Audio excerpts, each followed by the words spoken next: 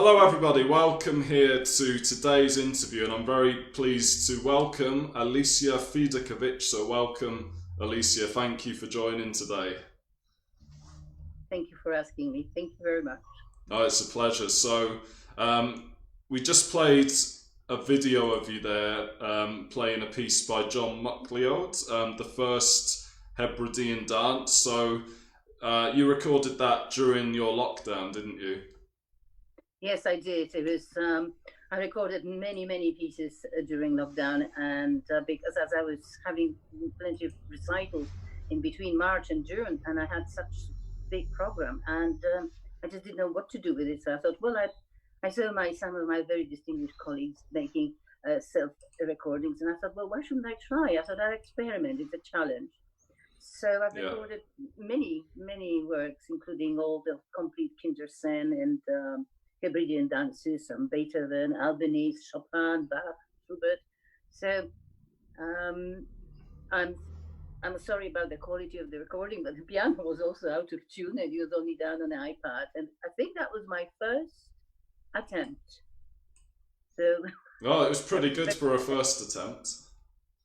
it's the first piece I recorded, yes. Yes.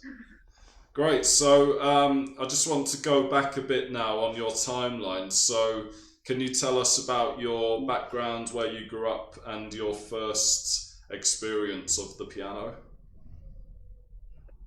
Well, as I was born in Warsaw in Poland, and for the first 8 years of my life, I lived there in Warsaw in a this lovely house, which we shared with grandparents and my mother, father, and Yeah. two of my siblings. And my mother had Schroeder. Um I don't know whether anybody remembers does make anymore. I don't think they make them anymore. It's a German Schroeder, and she had a big black beast, as I Yes. used to think of it, big grand piano. And I used to spend a lot of time just coming to it and I don't know, experimenting with it and playing notes and tunes I heard on the radio, or lots of Polish folk songs and carols and things like that.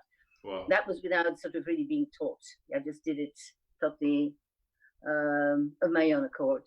Yes. And then when I was 3 years old, my elder sister was having piano lessons, and she wasn't really doing all that well, despite in the future life. She really, later on in her life, she absolutely adored music, classical music, and especially opera.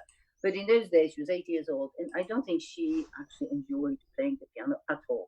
So Okay. it was decided between parents and the teacher that they will stop the lessons with Ella, and then just as the teacher was leaving the house, she heard the same piece of music which my poor sister, was struggling with for so long, played Yes. in totally different key, absolutely not perfect.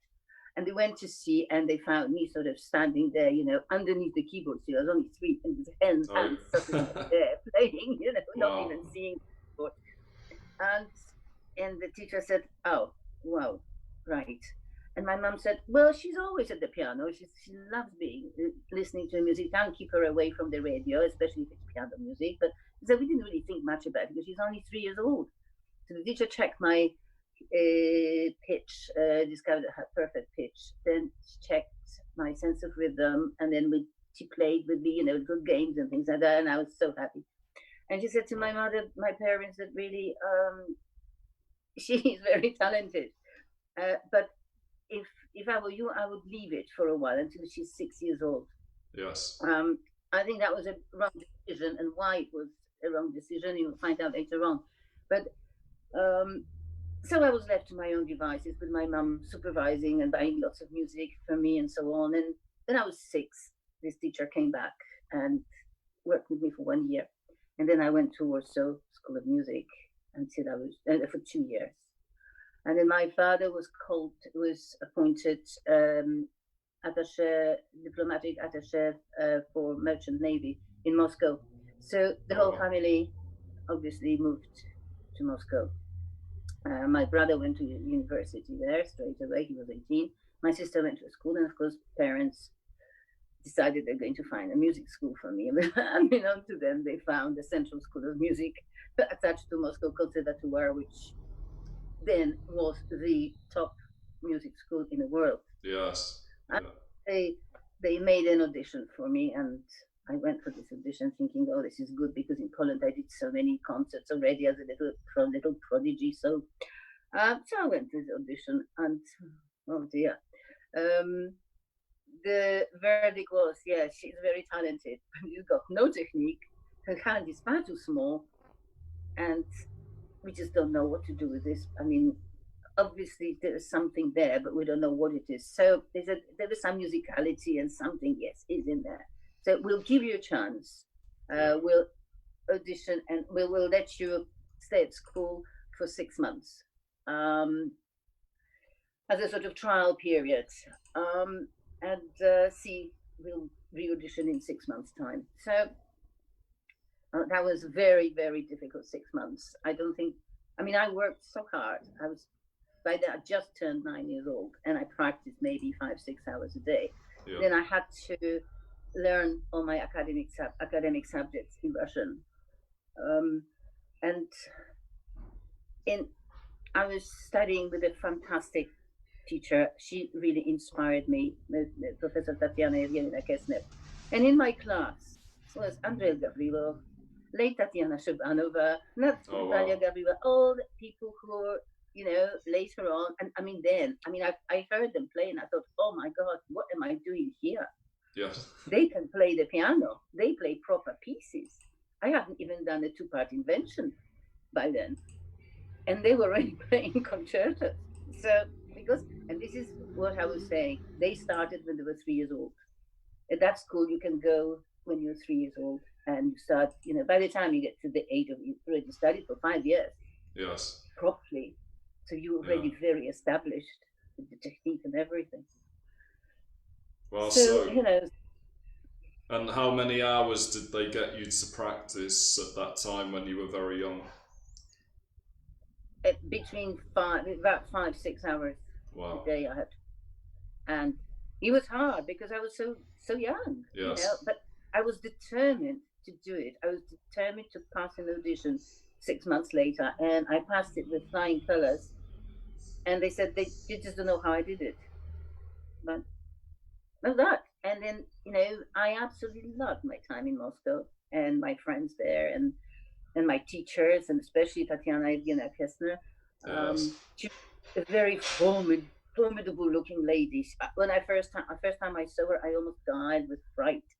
She was very big, and she wore this huge, all the time, for all 6 years I was there, she was wearing this big, very dark dresses, and I remember sort of cameo brooch here, and her hair was all up, typical sort of Russian bun, and she really looked frightening. But she had a heart of gold. Although she was extremely strict with me, but in a very nice way. I really loved her to bits, and we kept in touch for a long time until she died. We kept in touch then after I went back to Warsaw.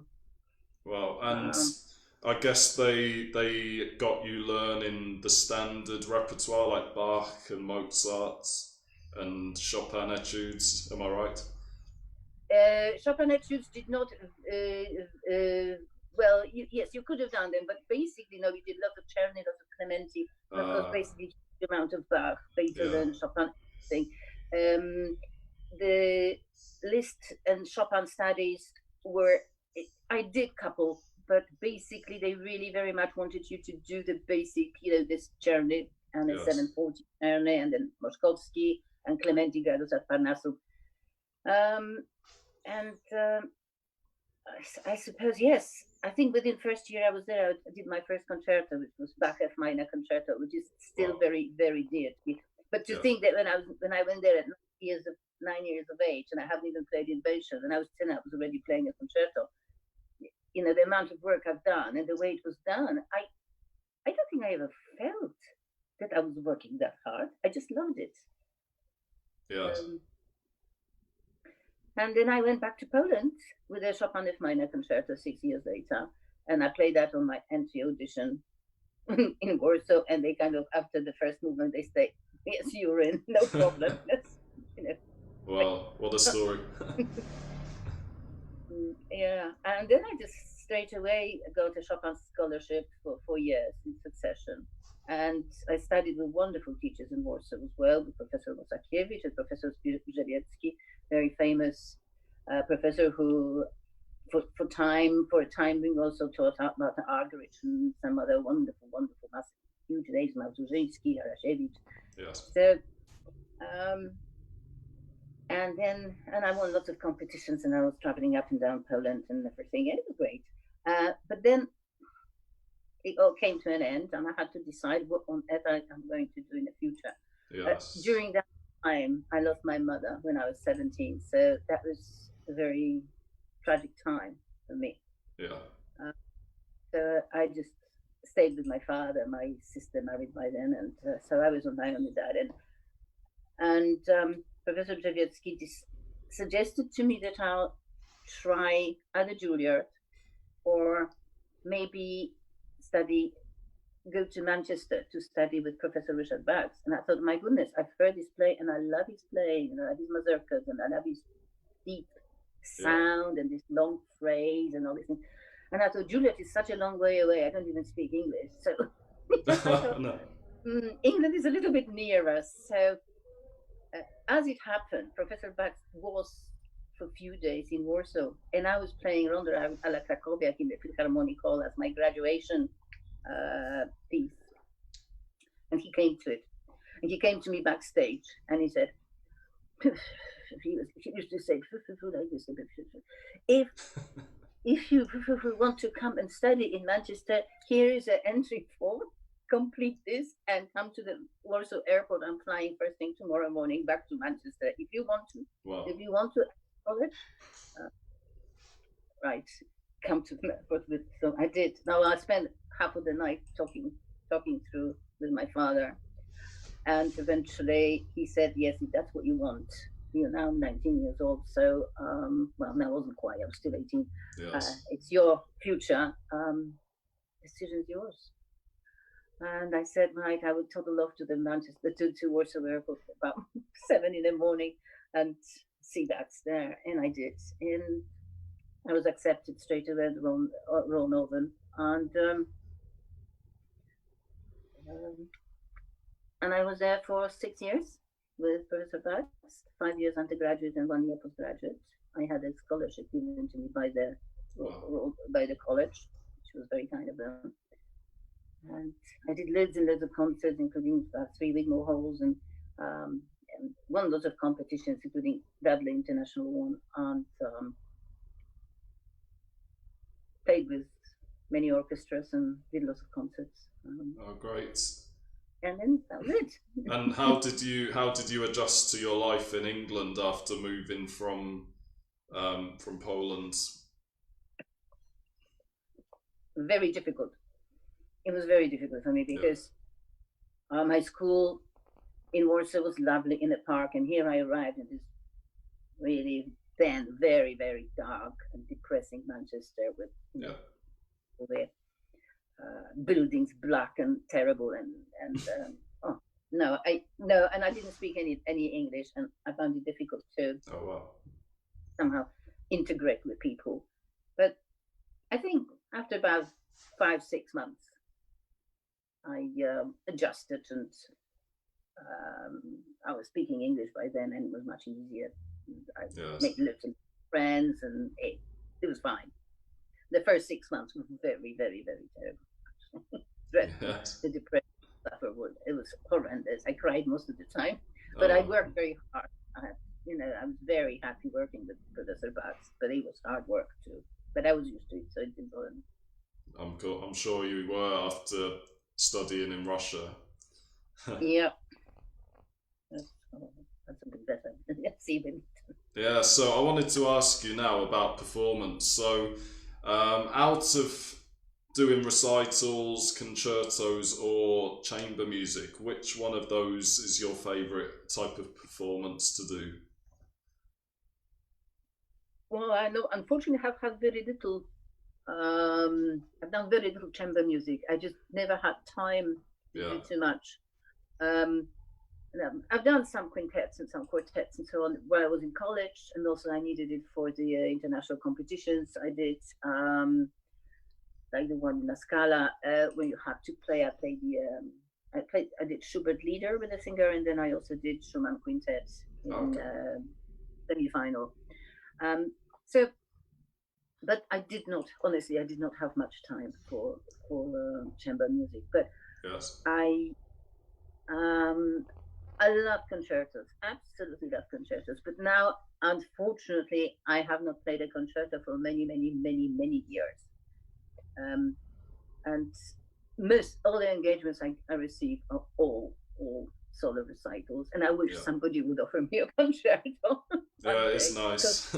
So as I'm getting on, there's not going to be much time before I have to hang my hands up somewhere because they're getting a bit tired now.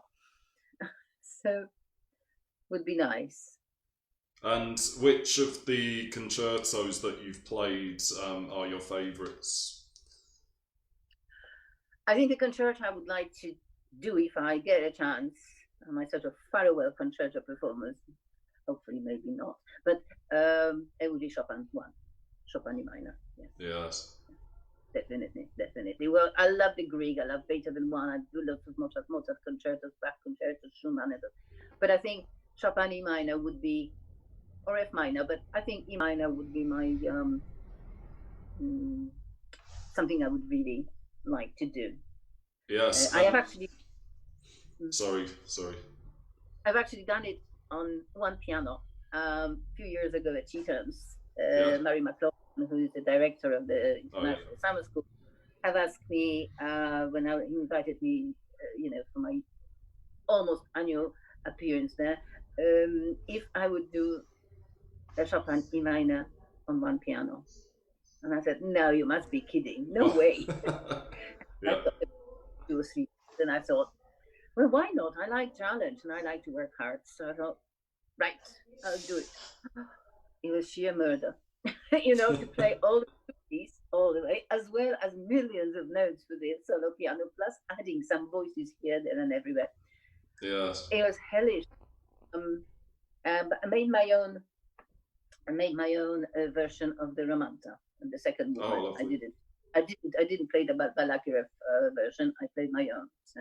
Right, yeah, because there are some Chopin pieces that can be played with orchestra or just with the piano as well. Yes. But I think the concertos are slightly different, aren't they? They certainly are. Yes. Absolutely, yeah, it was not much fun, I can tell you. I was exhausted when I finished. I almost fell on the floor after I finished that performance. Yes. And I know there are lots of arrangements of concertos like by Beethoven as well, just for piano, that have been done before. Yeah. Yeah. I think I would prefer to do it with the orchestra, so I do have little breaks. Yes. So it doesn't 42 minutes non-stop, Yeah, definitely. So which composers do you love to play most of all, if you have any? I think my favorite composer since I was a child in Moscow, Bach. Oh, yeah. I adore, yes, and I love playing fugues. And I like modern fugues and whatever fugue there is, where there is a fugue, I'll go for it. I just adore fugues. Bach, also Chopin. Yes. So obviously.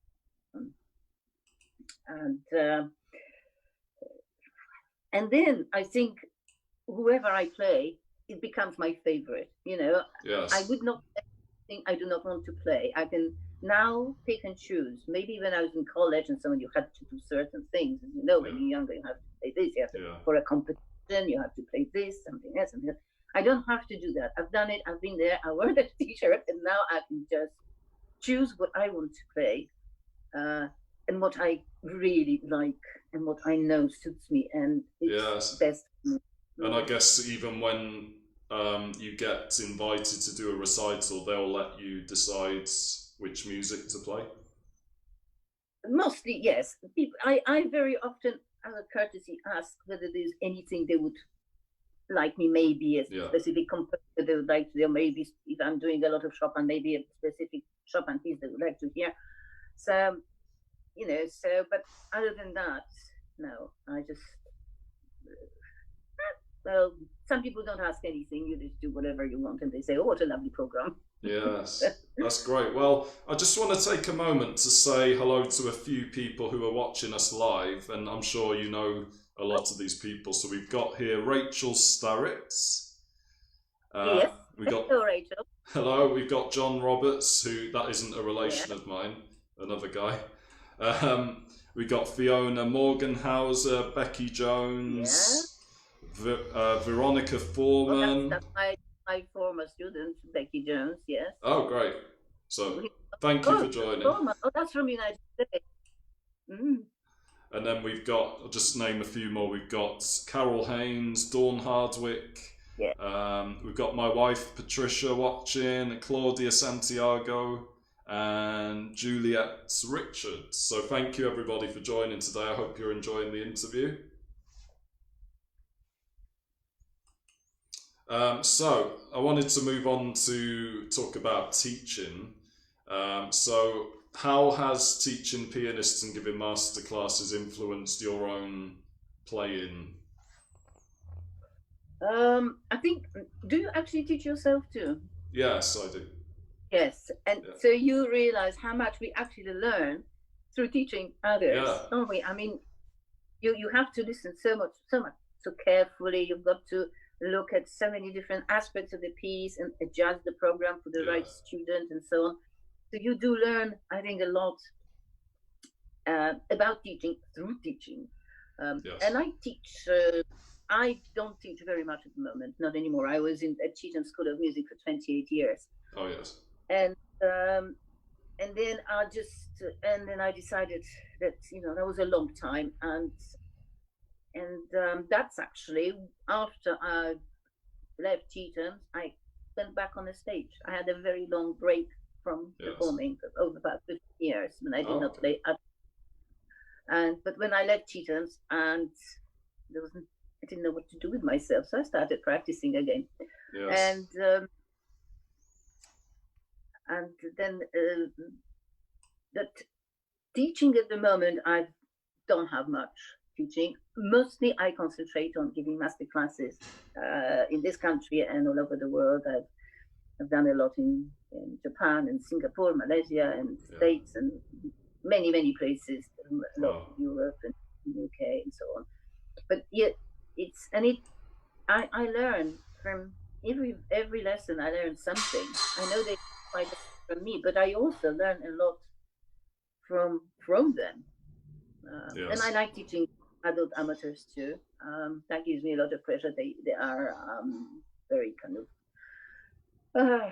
well, they're more involved in it. They work hard and harder than the children who said, "Mommy and Daddy want me to play the piano, but I don't want to." I'm sure I'm sure all the teachers know that. Sorry? I'm sure every teacher relates to that. Oh, yes, I'm sure we all do. Yes.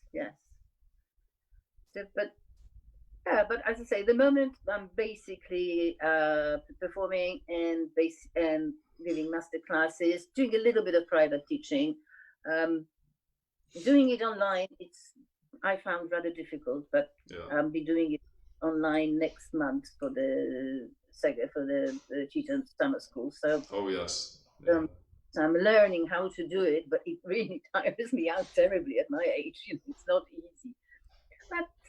But I'm enjoying. I love teaching. I love giving master classes. That's really what I like, and I also enjoy jury work too. I like that. Yeah, it's great, and I found teaching adults, sometimes you have to help them with their own self-belief as well, don't you? Yes, they don't believe. No, they think, oh, I'm absolutely rubbish, and so on. And they're not. They're so good and play really well. Just need a little bit of push, a little bit of advice, a little bit of something, explain something to the help with the fingering, maybe. but I've been really very lucky with adult amateurs I have had in the past at Cheethams. Most of them were really brilliant. Oh yeah, So, yeah. that's great. And I just wanted to talk about you had some performances that were unfortunately cancelled this year. So can you just tell us a little bit about where you were going to travel to and what you were going to perform, etc.? Yes. Well, my main performing engagement, which was cancelled, was Malaysia and Singapore in April Yeah. this year. So that has been now at the moment is under negotiation for July next year. So Okay. I think I'll be there. There I do concerts and masterclasses, and it's mainly with children or young people who are going to college or people who are already in college there or preparing for some competition. So that was my main engagement in April, but I missed some engagements in this country, in Carlisle and other places, and lots of master classes too. So all that's so, but nothing at the moment my diary looks as though my next concert is not until March next year. So it's an awfully long time yet. Yes, and I guess it's hard because sometimes you want to play different music as well, and if you've already arranged the program, you have to stay with that program as well. No, I've decided not to do that too much. No, I've decided to slightly alter it. Yes, I'm altering it a little. I can't keep going playing the same things for another year or so. I mean, I go bonkers. I mean, it's like it's on and on. You get so bored. You get blasé. You think, oh, I can play it. So I don't need to practice it. And suddenly, sort of 2 weeks before a recital, you think, oh my goodness, I'm playing this. Am I? Oh, you start playing it, and it's rubbish. So I'm keeping some works. I was actually this time I was asked if I would keep such a work. For example, Kindersen, I'm going to play again. I'm going to play those in Carlisle and back in Singapore. And the first 2 concerts I have in March are in Wales, and it's totally different program. It's all Chopin recital with narrator about Chopin's life and so on. So it is totally different. That's apart from totally different project to the other recitals which are coming after. So I rather recite my Carlisle recital has been moved now to April next year, and that's I'm altering the program there slightly. And so also for Singapore and Malaysia, I'm altering the works. Yes. But I'm keeping some. I'm keeping Kindersen and I'm keeping Hebridean dances. Yes. That's great. So I wanted to ask you, on the day of the concerts, do you play through the pieces, or do you just do little parts, or you don't play them at all? It depends. It really varies. It depends what piano there is, how traveling happens. Whether I have to travel a long way or if I have to travel somewhere, then I would just maybe play for 10 minutes, 15 minutes before I leave home. And I get there, I might just play Fuel, and I'm just try the piano, and that's it. I might be nothing. Sometimes you have a delay in the train, and you're more or less just in time to get changed and and straight to the piano. But if I'm somewhere, for example, where I arrive the day before, then I have the whole morning to practice. I can then practice for 2-3 hours, and I can take it to bits, and then or I can just chill out. It's funny, isn't it? Because sometimes you don't play very much, and then it goes really well, and then the opposite could happen, and lots of different things like that as well. Yeah, I know it's a strange profession, isn't it? You just never know. You think, oh, I'm so well prepared. I mean, it's going to be great. And suddenly you play and it's not great anymore. And you just don't know why. Yes. So I just wanted to say as well to anyone watching live, if you have a question, feel free to put it in the comments, and then I'll ask Alicia when you do that, because we've got a few more minutes left here.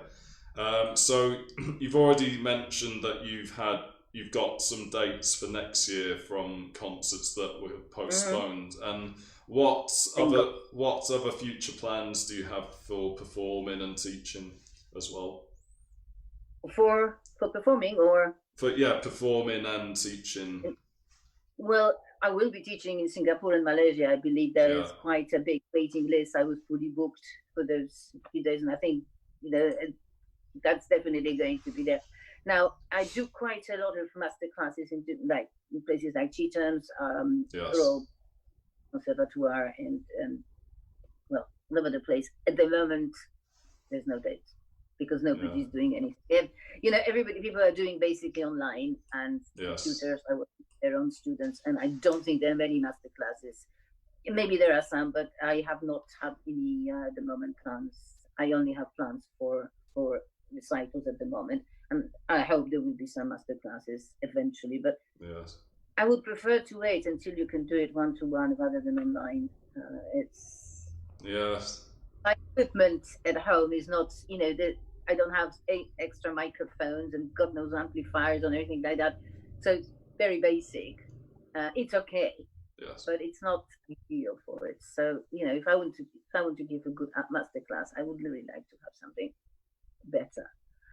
But performing wise, I had because I did all this self-recording, so about 38 pieces or 40 pieces I did during lockdown. When I finished doing all this, I felt really down and I just didn't know what to do with myself. So I thought I'll learn for the third time, try to learn for variations in C sharp minor. I don't know whether you know this piece. It's very beautiful. Yes. I taught it a couple of times. I absolutely love it. I spent about 10 days trying to plow my way through it. I thought, forget it. It's not me. It doesn't go in here, doesn't go in here, doesn't go in my hands. It's just terrible. So I decided that I'm going to have another project, and I couldn't decide. And then suddenly it dawned on me that I really never done very many Chopin preludes. So my project is 24 Chopin preludes. Great. So that's what I'm working on. That's my main lockdown project. Well, I'm surprised you haven't played that before, to be honest. No, I played maybe 6 or 7 of them. I recorded the C sharp minor one, Opus 45, but after the Opus 20, I may have 6, maybe 7 or 8. That's it. Yes. Not so, and that was a long, long time ago. So it's really a big project for somebody at my age, but I'm loving it. Yeah, because they are, some of them are like etudes, really, aren't they? As well. Yeah, some of them are just like etudes. That's right. I mean, it's 24 incredibly beautiful little pieces, which you started and you finished it, even but they are hellishly difficult. Yes. Even the slow ones, the famous ones, they're also very difficult to really project well and to do something with them so that it's Yes. But never mind.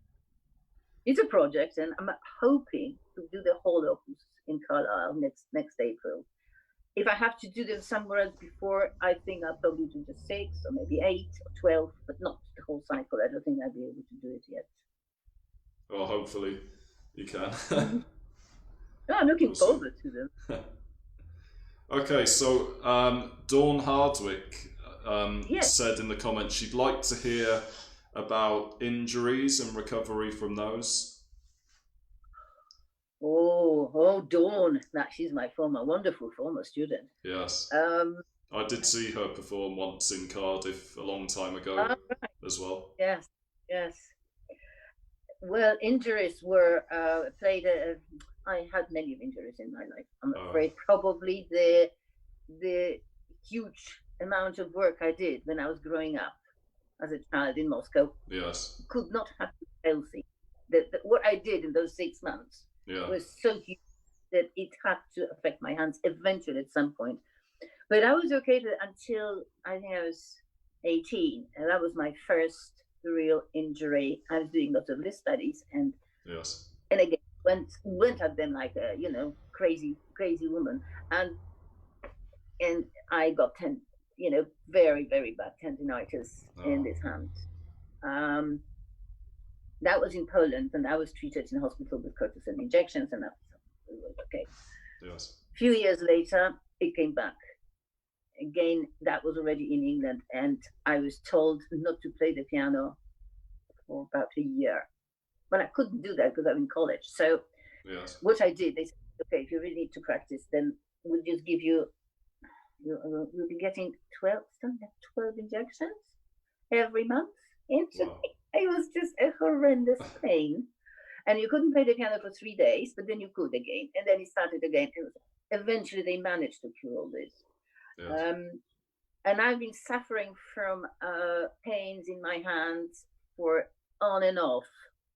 If I practice too much or I'm too, if I now have, I've learned how to balance my program. yes, So if I for a preludes in the second half, my first half will be very very quiet, and it won't be, I won't. It won't be acrobatics on the piano at all. It'll be very gentle. yes, And my last injury was here. I had to, and those the blood wasn't going through to my hand, and I had an operation. I was in plaster for a month, and after that, that hand's been better than ever. So oh, that's good. Yeah, because yeah, we spend a lot of time making our hands do unnatural things when we practice, so absolutely. it And happens. don't sit, and we don't even sit in a natural position. We don't do anything naturally when you're at the piano. Your Yeah, neck's hurting, the lower back is hurting, legs are hurting, everything is painful. Yeah, but it, coming out of injuries, you have to take it very easy. You really cannot, yes, yeah, you cannot just go straight into it. You've got to very, very gently come back because it'll return. Now I'm better now, but that's good. my freezer backs are always there. I've got all the things are always ready to maybe immediately put as soon as I feel discomfort. Ice pack comes. Yeah. Um, well, I'm glad you recovered and then you found your way to manage it and to stop it hopefully coming back, Yes. or hopefully it doesn't come No, back. I mean, no, um, hopefully not. yeah, I mean, if it comes back now, I'll ever manage. yes.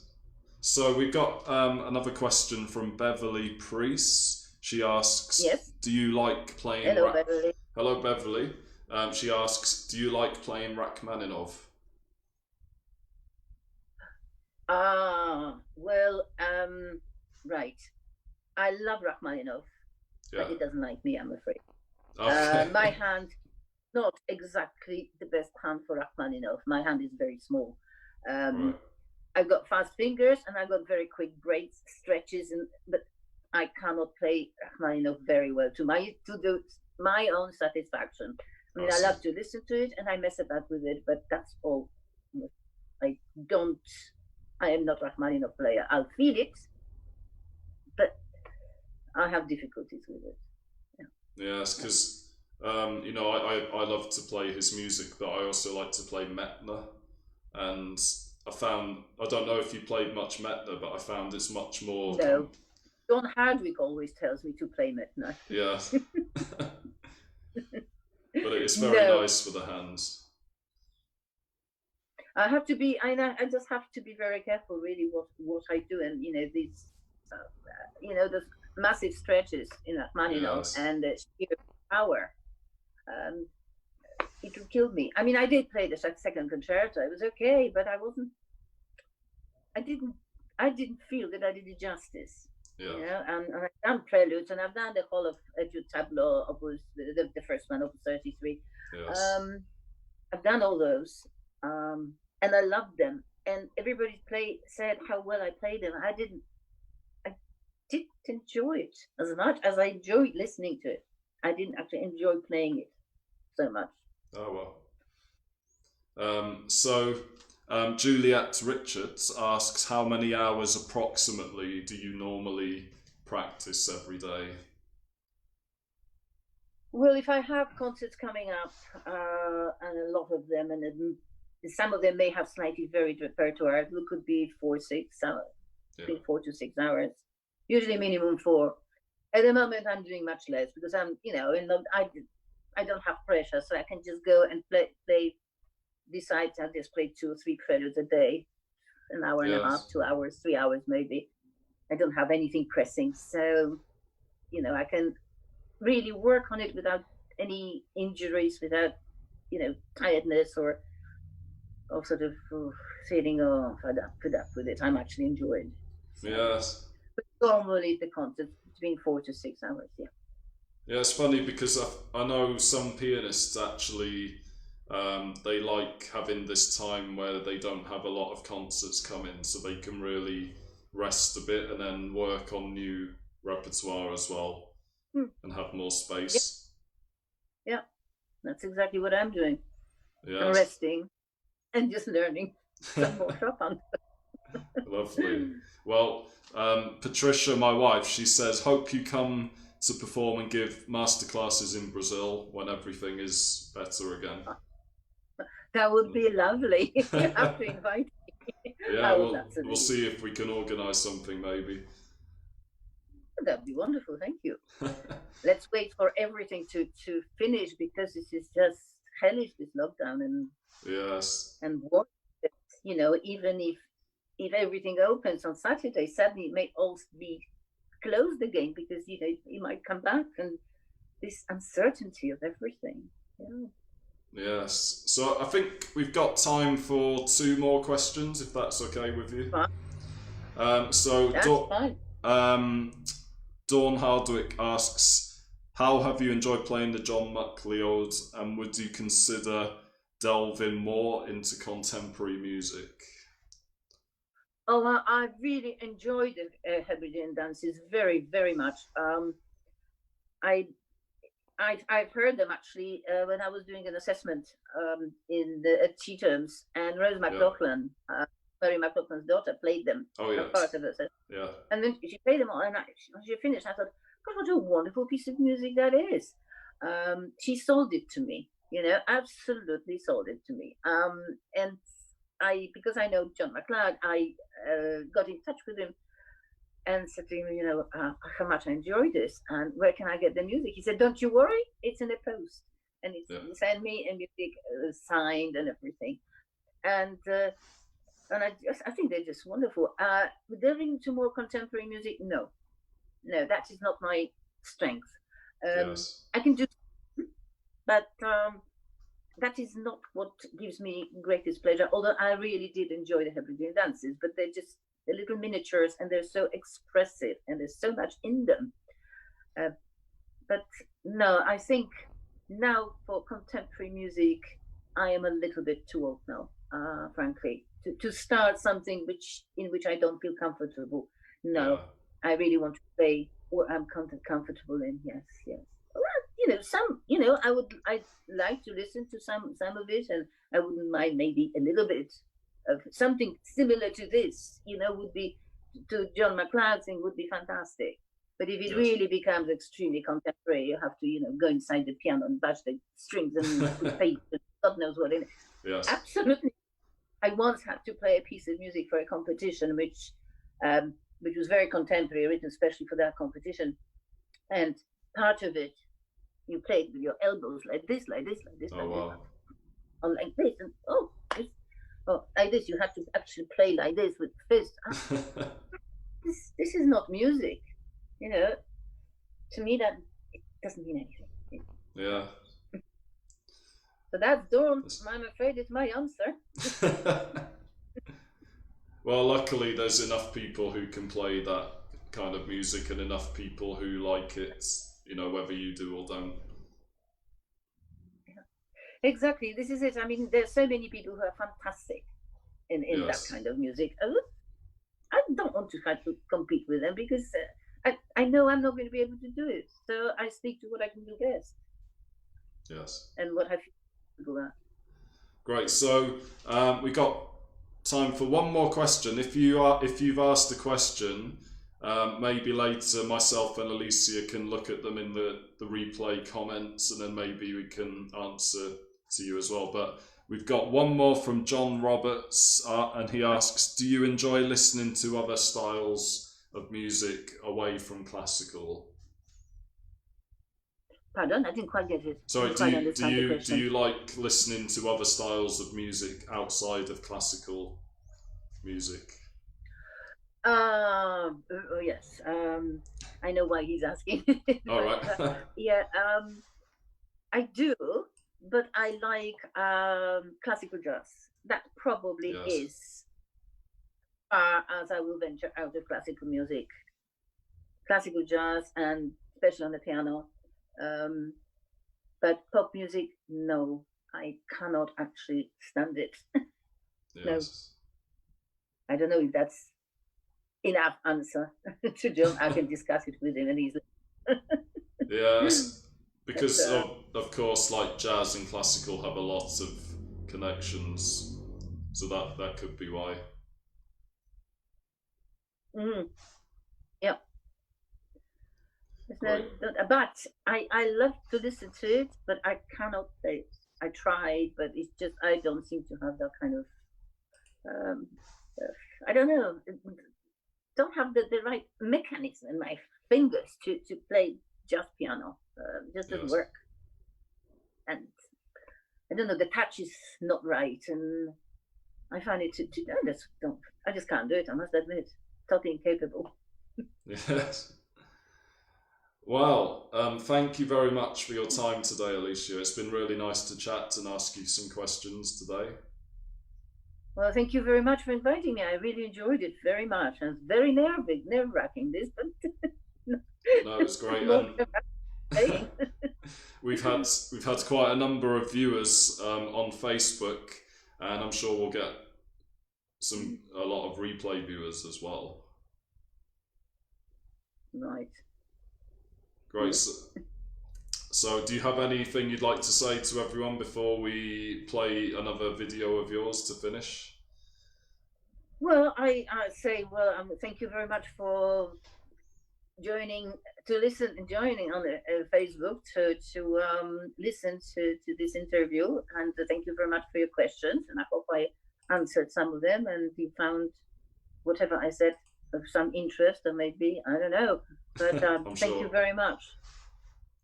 And thank you, Daniel, as well. Thank you. It's been a pleasure. So we're going to play another short video of Alicia playing the Chopin Etude in A-flat major from Opus 25, number 1.